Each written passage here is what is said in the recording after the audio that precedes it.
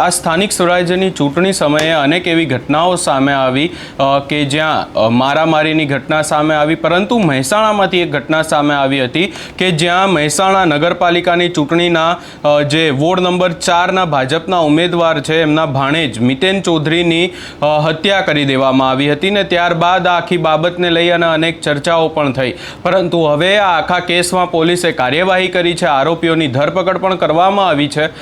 સૌપ્રથમ આખી બાબત લઈ અને જે દ્રશ્યો સામે આવ્યા એના ઉપર પણ નજર કરીએ અને પોલીસ દ્વારા શું કહેવામાં આવ્યું છે એ પણ સાંભળી લઈએ।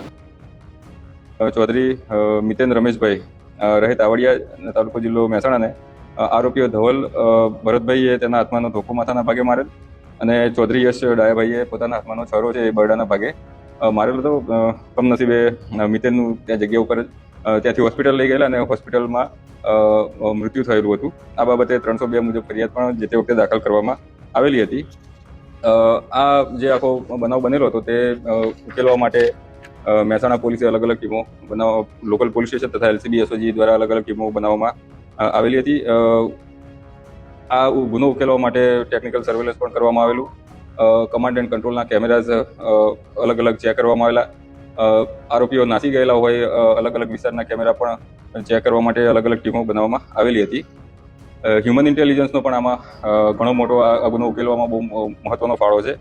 આ બધી કવાયતના અંતે LCB અને પેરોલ સ્ક્વોડની જે ટીમ છે તેને રાજસ્થાન ગુજરાત બોર્ડરની આજુબાજુ આરોપી ભરતભાઈ હોવાનું માહિતી મળેલી અને ત્યાં ટીમ મોકલતા રાજસ્થાનના સાંચોર જિલ્લાના હડેચા ગામે જે ભરત માધુભાઈ ચૌધરી છે એ ત્યાંથી મળી આવેલ।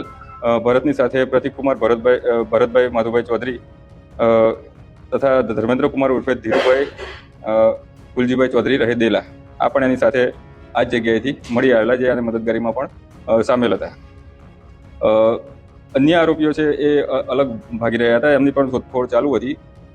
હ્યુમન ઇન્ટેલિજન્સ દ્વારા અમુક માહિતીઓ મળેલી અને એને એની પર થોડી ટેકનિકલ વર્કઆઉટ કરીને આ આરોપીઓ જે ભાગી રહ્યા હતા એનો પીછો અમારી એક ટીમ કરી રહી હતી અને આ આરોપીઓને ઉત્તર પ્રદેશના પ્રતાપગઢ જિલ્લાના દેહાત કોતવાલી પોલીસનો અમારા દ્વારા અહીંથી સંપર્ક કરવામાં આવેલો। આરોપીઓ એ બાજુ જઈ રહ્યા હતા અને આ આરોપીઓને અમારી એમની સાથેની વાતચીત બાદ ત્યાંની જે દેહાત કોતવાલી છે એમને રોક્યા હતા અને આ જે રોકેલા હતા એમાં ધ્રુવ ઉર્ફે ધવલ ભરતભાઈ ચૌધરી, મયુર જયંતિભાઈ ઉર્ફે ડાયાભાઈ ચૌધરી, સન રમેશભાઈ પ્રતાપભાઈ ચૌધરી, આ આરોપીઓ છે ત્યાં